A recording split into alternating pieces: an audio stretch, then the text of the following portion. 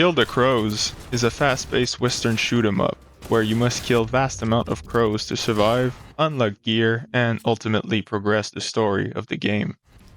You could think that a game with a single level would be boring. Well, let me tell you that you would be wrong.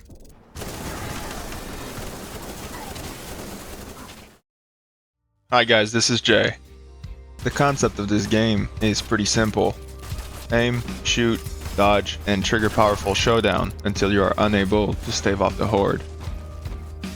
In this world, everyone dies in one hit.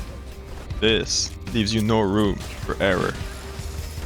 Enemies will come from all directions and try to swarm you. Furthermore, they will come in a lot of different forms, each one of them threatening you in a different way. The crows complement each other very well, with some of them slashing, others shooting, and some even blocking shots. They're all working to break your momentum and push you around until you make a mistake.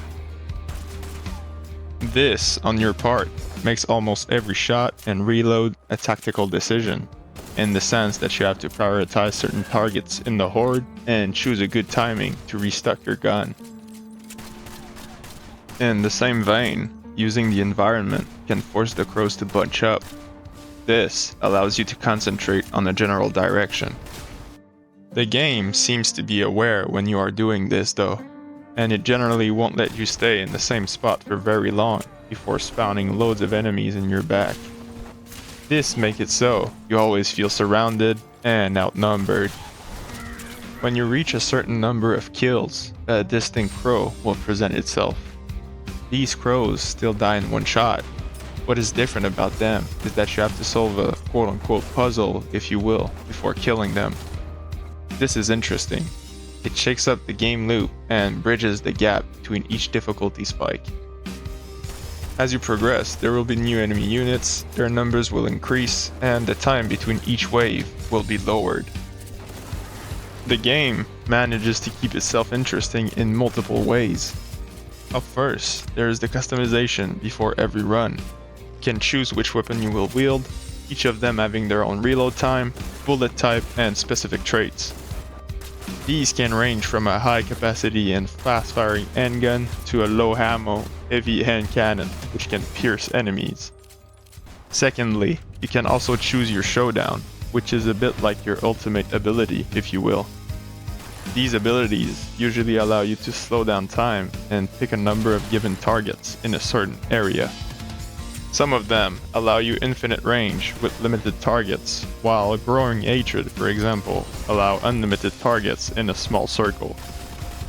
Each showdown has its particular number of charges that you can store, as well as a kill requirement to be granted set charges. Then there's the trinkets. These are passive bonuses that allow you to tailor the run towards a certain playstyle. Want to go full mobility? Pick the spurs and the gloves. Or if you want to focus on the showdowns, pick the armonica and the locket. You can also mix them up to be a more versatile gunslinger. All of these options allow multiple combinations and experimentations throughout the runs, which pushes you to use different strategies against the horde and see what works best for you. When you die, you can see what is your next goal in order to unlock the next gun, showdown, and trinket. This gives you little objectives in your next run. These tasks become increasingly difficult, but are pretty rewarding since you expand the choices in your loadout. After multiple tries, the small town will start to feel familiar, which you might think is a bad thing, but it's really not. With each trial, you learn to navigate the environment a little better, up to the point where you are fighting in familiar territory.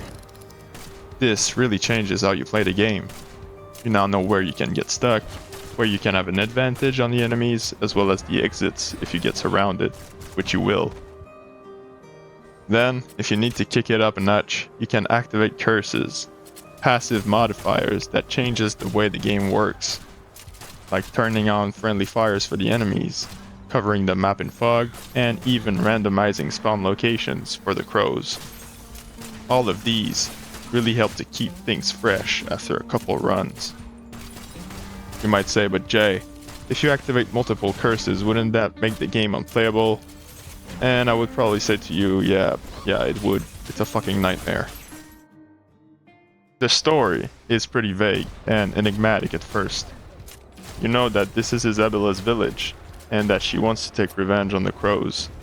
But the bulk of what happened lays in the description of the guns and showdowns you unlock. This is awesome, since you can play the whole game without really understanding what is going on, and still have a real good time. But if you are curious, you can read through every description. This makes it so that as you unlock items, you also unlock knowledge of Isabella's past. This whole thing makes me think of the Dark Souls series, where everything is obscure and cryptic. If you want to be a detective mastermind, you can read through all of the items and link together all the information you find to get a clearer picture of what is going on, but still understand nothing. It's really worth it if you ask me. Ultimately, Kill the Crows delivers an intense and immersive experience that keeps you on your toes all the way through. Responsive gameplay, an intense game loop, and interesting customization before every run are the elements that really carry the single level in this title. What starts as an unknown deserted town really feels like a familiar place by the time you are done. The story is not the main focus, but if you are willing to uncover it, it can add quite a bit to the experience. And after hearing all of this, you can definitely say that you now know how Kill the Crows made a single level that is so good. Have you played Kill the Crows? What did you find the most interesting about it? I would love to talk anything Kill the Crows with you in the comments. Thank you so much for your support, and as always, I hope you'll be with us in the next part of our Odyssey.